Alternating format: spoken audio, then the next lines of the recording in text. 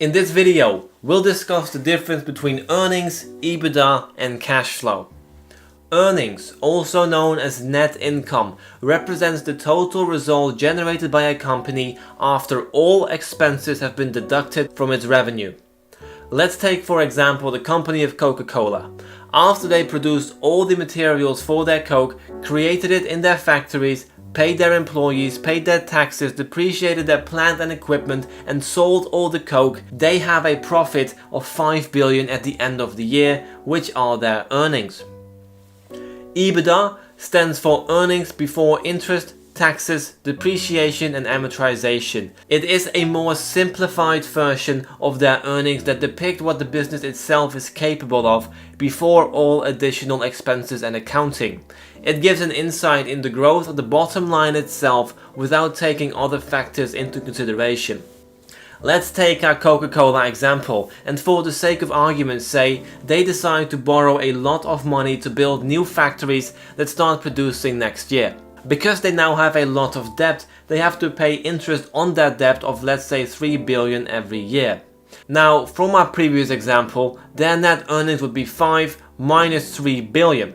However, the moment you would look at their EBITDA, which ignores this interest payment, you'll notice that the business itself is more profitable than net earnings itself would indicate, the moment that you factor out expenses like interest.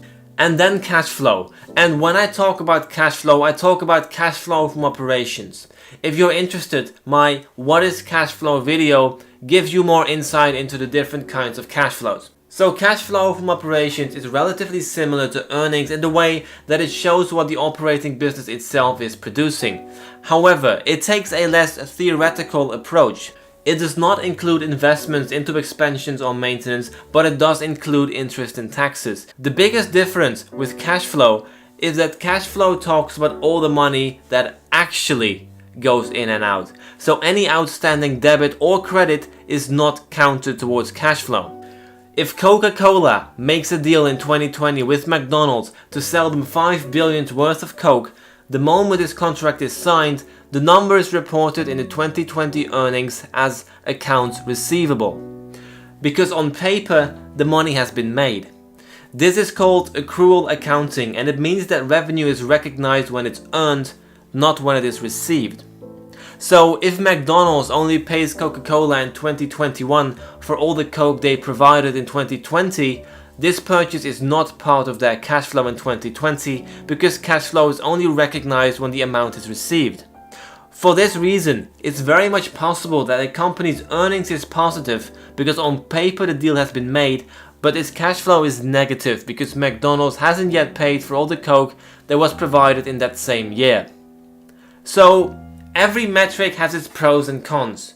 Net earnings tells you what the entire business has been up to, EBITDA tells you how much the company earns before any accounting endeavors, and cash flow gives you the cold, hard cash numbers of what happened that year.